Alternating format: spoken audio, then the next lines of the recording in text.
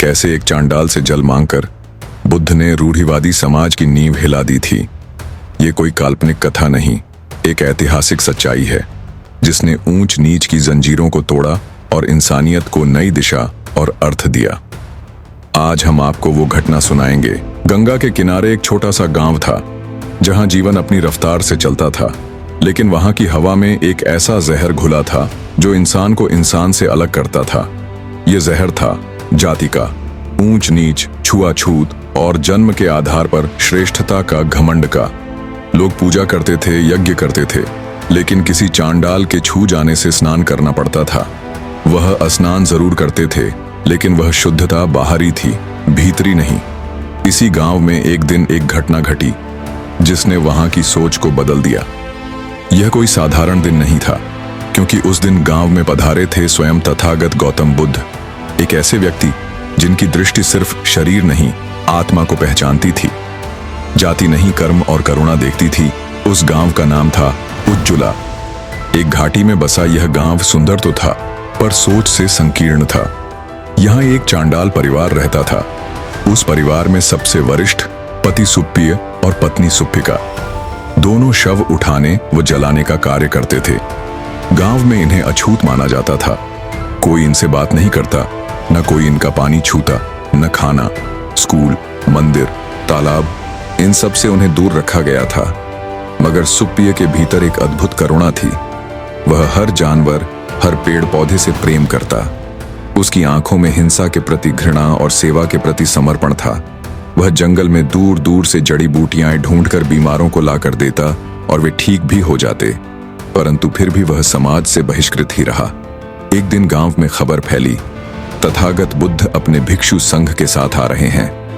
गांव के ब्राह्मण, व्यापारी, किसान सभी बुद्ध को देखने के लिए उत्सुक थे। गांव के बाहर आम्र वृक्षों के नीचे उनके ठहरने की तैयारी हुई। गांव के रंग मंडप सजने लगे, स्त्रियां दीप सजाने लगीं और पुरुष उपहार इकट्ठा करने लगे। सभी गांव वाले फूल मालाएं और भिक्षा लेकर बुद्ध से मिलने पहुंचे, लेकिन सुप्पिय दूर एक वृक्ष की छाया में बैठा रहा। उसके मन में एक उलझन थी, क्या मैं बुद्ध के पास जा सकता हूं? तत्क्षण बुद्धा पधारे और गांव वालों को देखा। इतने में ही बुद्ध के प्रिय शिष्य आनंद ने यह देखा और पूछा, भंते, वह व्यक्ति दूर क्यों बैठा है? बुद्ध बोले, क्योंकि वह जानता है कि समाज ने उसे अछूत माना है। आनंद, लेकिन क्या धम्म में भी वह अछूत है? यह तो उसे बताना होगा। बुद्ध स्वयं उठकर सुप्पिय के पास पहुंचे। यह देखकर गांव वाले चकित रह गए। ब्राह्मण समुदाय के कई लोगों की भौहें तन गईं, पैरों तले जमीन खिसक गई। सुप्पिय घबराकर झुक गया। भंते, आप मुझसे दूर रहें, मैं नीच जाति का हूं। मेरे छूने से आपको अपवित्रता लगेगी, आप अपवित्र हो जाएंगे। बुद्ध मुस्कुराए और बोले, जिसका हृदय करुणा से भरा हो वह मेरे लिए ब्राह्मण है। जाति से नहीं, मन की शुद्धता से व्यक्ति महान होता है। बुद्ध ने सुप्पिय से जल मांगा। वह कांपते हाथों से जल लाया। गांव वाले हक्के बक्के रह गए। उन्होंने यह दृश्य देखा कि तथागत बुद्ध स्वयं एक अछूत से जल ले रहे हैं। कुछ लोग तो पीछे हट गए और कुछ खुसुर पुसुर करने लगे। तभी ब्राह्मण समुदाय के प्रमुख ने विरोध किया, आप एक चांडाल से जल कैसे ले सकते हैं? यह धर्म विरुद्ध है, यह समाज के नियमों का उल्लंघन है, आप ऐसा नहीं कर सकते।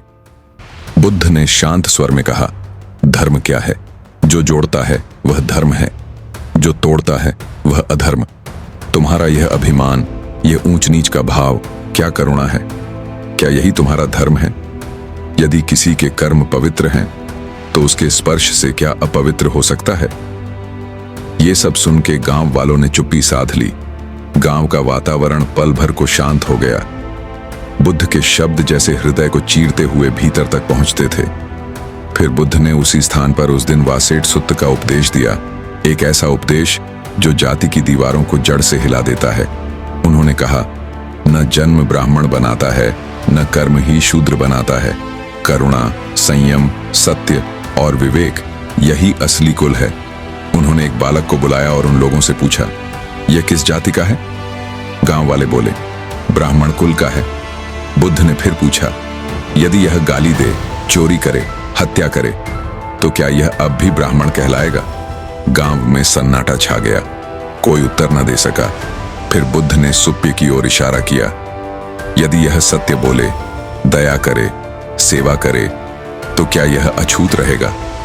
गांव के एक वृद्ध किसान ने धीरे से कहा, नहीं फंते, वह तो हमसे बेहतर है। बुद्ध बोले, यही है धम्म की दृष्टि, यही है सम्यक दृष्टि। उस दिन बुद्ध ने गांव के सभा स्थल पर खड़े होकर घोषणा की, धम्म सबके लिए है। जैसे वर्षा सब वृक्षों पर समान रूप से गिरती है, वैसे ही सत्य सबके लिए है, न वह ब्राह्मण का है न शूद्र का। उन्होंने कहा, मैं उस समाज को स्वीकार नहीं करता जो जन्म से किसी को ऊंचा या नीचा बनाता है। मैं उस समाज को स्वीकार करता हूं जो करुणा से बनता है, मानवता से बनता है। उस दिन बुद्ध ने सुप्य और सुप्पिका को संघ में प्रवेश दिया। वह पहला चांडाल था जो उस संघ का भिक्षु बना। गांव में यह क्रांति की लहर थी। कुछ ने विरोध किया, कुछ ने अपने बच्चों को वापस बुला लिया, पर बहुतेरे लोग बुद्ध की करुणा से प्रभावित हुए। कई ब्राह्मण युवकों ने भी बुद्ध से दीक्षा ली। गांव का वातावरण धीरे धीरे बदलने लगा। पहले जो तालाब कुछ लोगों के लिए प्रतिबंधित थे, वहां अब सब साथ बैठने लगे। जहां पहले भाषा में घृणा होती थी, अब वहां संवाद में करुणा थी। बच्चे अब जाति पूछकर दोस्त नहीं बनाते थे, वे मुस्कुराकर हाथ मिलाते थे। बुद्ध के उपदेशों ने उस समय की जातीय रूढ़ियों को हिलाकर रख दिया था। करुणा, समता और बुद्धि के दीप जलने लगे थे, और वही रोशनी आने वाली पीढ़ियों के लिए दिशा बनी। यही तो था वो सपना जो कभी बुद्ध ने देखा था। एक ऐसा समाज जहां न कोई ऊंचा हो न नीचा, जहां दीवारें नहीं पुल बने। एक ऐसा संसार जहां करुणा, समझ और समता ही असली पहचान हो। कई राहें तय हुई, कई सपने साकार भी हुए, लेकिन जब आज 21वीं सदी का भारत चंद्रमा पर तिरंगा फहरा चुका है, डिजिटल क्रांति की ऊंचाई छू चुका है, तब भी ये सवाल हमारे सामने दीवार बनकर खड़ी है। क्या हमने अपने भीतर की उन अदृश्य दीवारों को भी ढा दिया है? हमने आकाश जीत लिया, क्या हम अपने भीतर की संकीर्णताओं को जीत पाए हैं? क्या मन का अंधकार मिटा सके? नहीं, कुछ मानसिकताएं अब भी जाति के अंधविश्वास में जकड़ी हैं, जातीय जकड़न में सड़ रही हैं।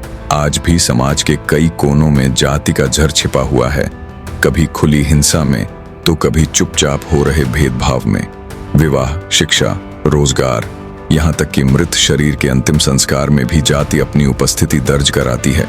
लेकिन इसी के बीच बुद्ध का रास्ता, करुणा, समता और ज्ञान आज भी दीपक की तरह जल रहा है।